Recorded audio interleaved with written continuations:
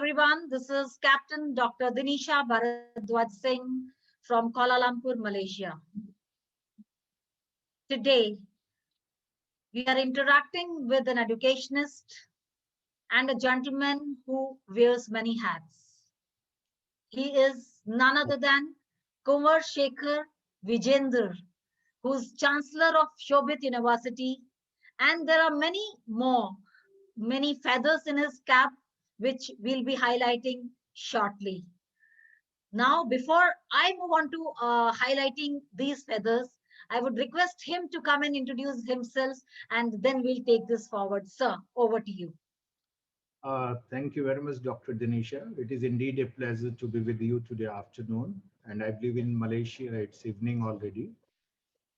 Uh, it is a tough task to introduce yourself. And I'm an educationist, come social entrepreneur from India. In education from more than 3 decades as a person and as a family from last 100 years. So we are working in the higher education sector majorly, as well as in health sector and life skills, or a lot of things are happening there. So I will like you to ask me something particular, where I can share my views, or I can add some value to the interaction. Yes. Surely, I'm sure there is a lot on my platter to ask you. And as you said, it is difficult to introduce. That is your humbleness that you're finding it difficult to introduce yourself with the endeavors and the journey you have taken up as yet with a lot of laurels and achievements. As I go through his profile, I found one thing which is very clicking to me, and that is he's a passionate Gandhian and philanthropist, and simultaneously he's a social speaker and academic influencer. I think that is the kind of personality we need in the current era, where on one side we are touching about education, and on the other side we are taking the legacy of being Gandhian. And then when he owns and he's a chancellor of university and various other segments in the field of education, sir, my question to you is how you are using your affiliation of being Gandhian in your doctrine of education, which you are offering to youth in current era. Interesting question, actually. When we talk about Gandhi, Gandhi is a symbol of India. Gandhi represents modern India, as well as Gandhi represents India, which we call Bharat, rural India. Gandhi has given a lot of aspirations to youth, and he inspires the world also. The most important thing what Gandhi said, that you should have the right means to achieve success. For him, it was ahimsa.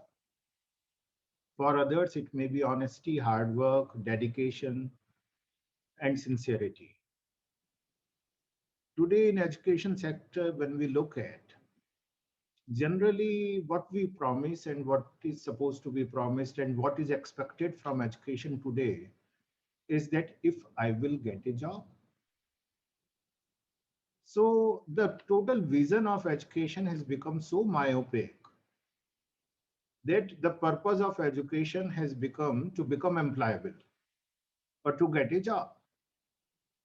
However, if I look the historically, what it was the purpose of education was to become a good human being. Manor Bhava, to be a good human being. And if you are a good human being, yes, you will get a job. Yes, you can earn your livelihood. Yes, you can contribute for the success of the country. Yes, you can contribute in empowering the nation, the world. And yes, you will contribute overall in the progress of the humanity. So instead of talking about to be a good human being, we have started talking how to be a good employee.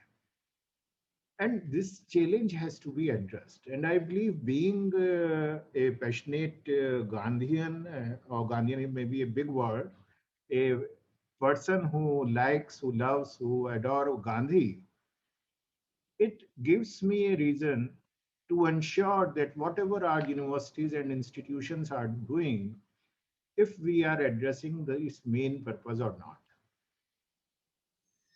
Absolutely, actually, need of the hour when we talk about values. Values are the soul of life, and this is very important and major agenda for education, which should be taken care of. That we are building onto nation, and we are thinking of nurturing individuals who are good human beings.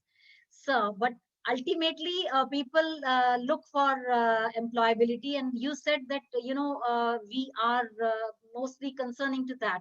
And when the employability is not there, then one thing we think of and we talk about it, that okay, the quality of education is not good.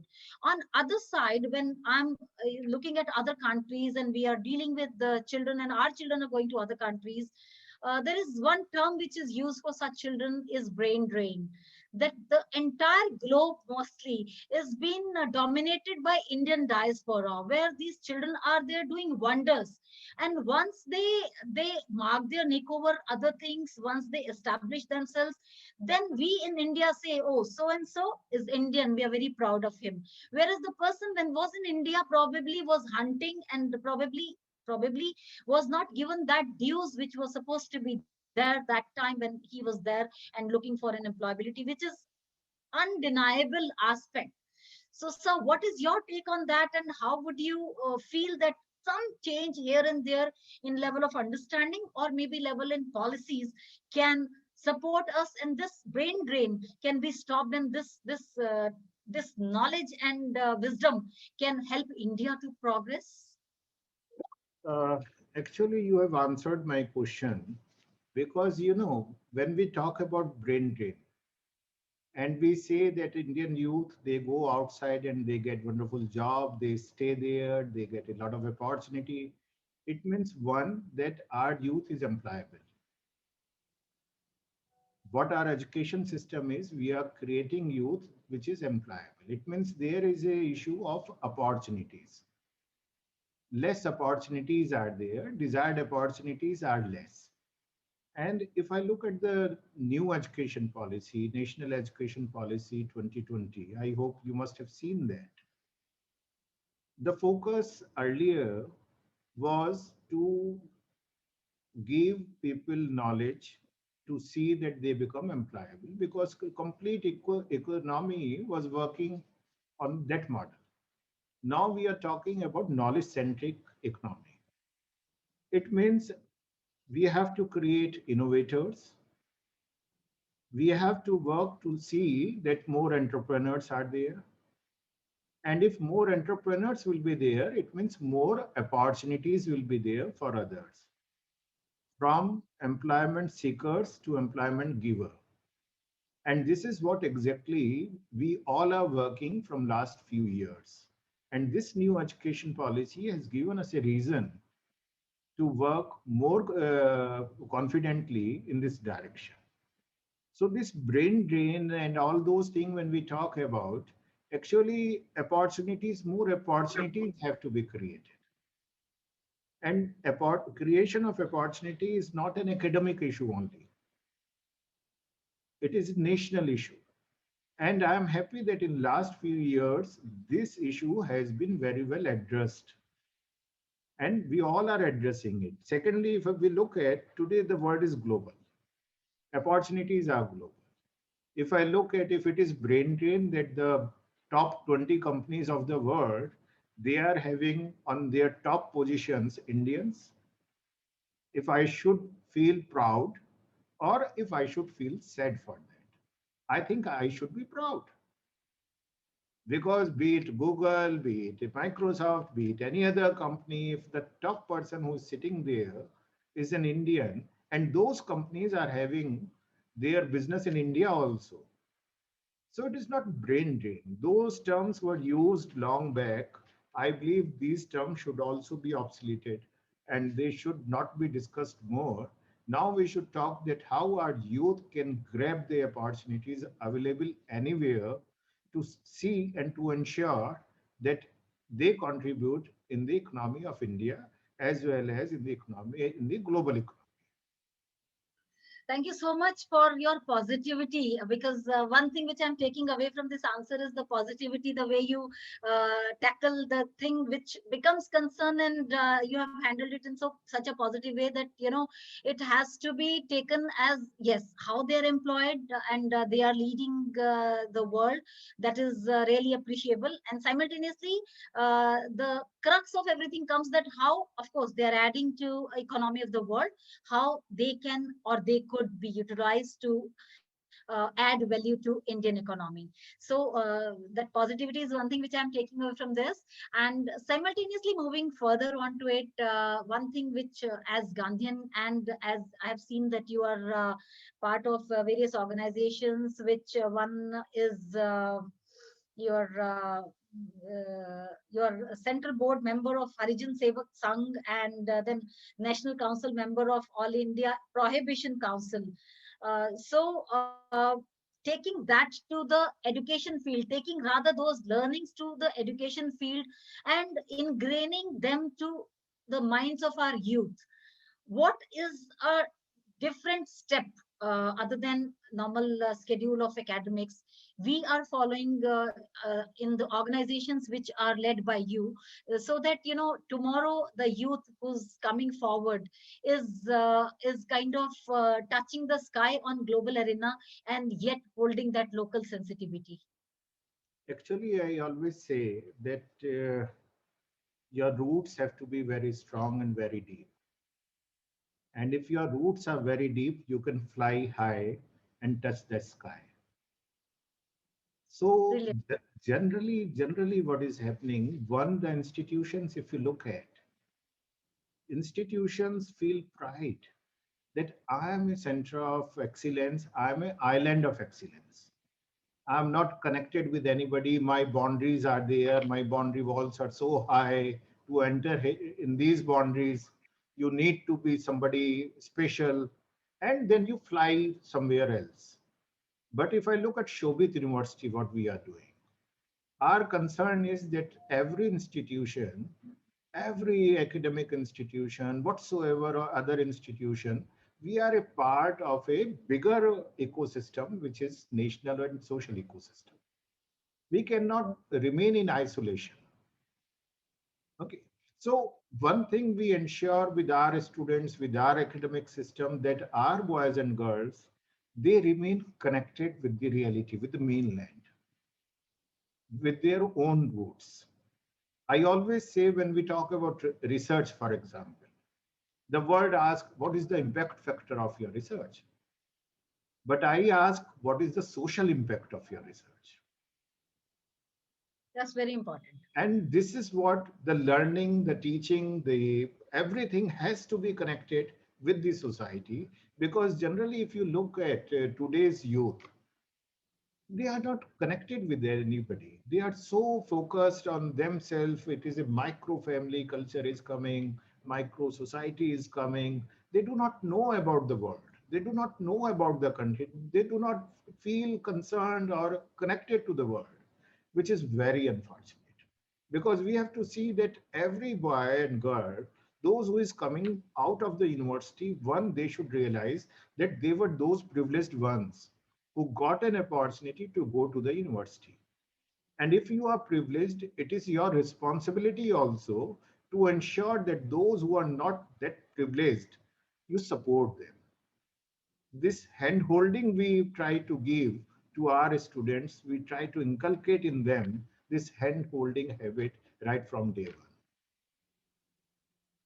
Uh, yes, absolutely important, because from micro to macro, and with the saying which says Vasudhaiv Kutumbakam, the concept has to go back to the old time where we had big family concept, and our concern or our education has to come back to a position where the center is society, because then only it is going to benefit the society. If it has to just focus on every me, then it will benefit only a few.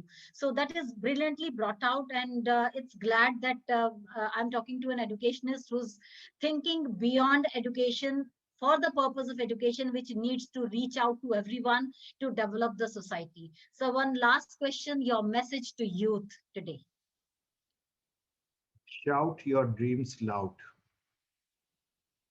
Many Shout. times, many times, the youth is having dreams, but they do not dare to shout them loud. The day you will learn to shout your dreams loud, the conviction will start coming. The fear will go out, and you will start working for the same. So, this is what I always say, that shout your dreams loud so that you can hear what you dream, others can hear, and you can believe in yourself. Brilliant. Shout your dreams loud. See the dreams, but keep awake. Reach to your dreams, let the fear not touch you, and keep your roots in ground with your shoots and the branches touching and flying high in the sky. That is the message which I'm taking away from you, sir, the Chancellor of Shobit University, who's not only touching the education for the purpose of academics, who's spreading education for nurturing society. And there we are, I'm sure, touching all the youth. I'm sure their noise, their shouting, their loudness of their voice is going to reach all of us to make this country proud. Thank you so much for being with us. The message is loud and clear, and it is going to go loud and clear to all of them. Tomorrow, you find all the youth, the group coming up and shouting loud about their dreams, and then day after, they'll be there touching the skies. Thank you so much. It was Thank amazing talking to you. thank you very much, Captain Vinisha. Pleasure talking.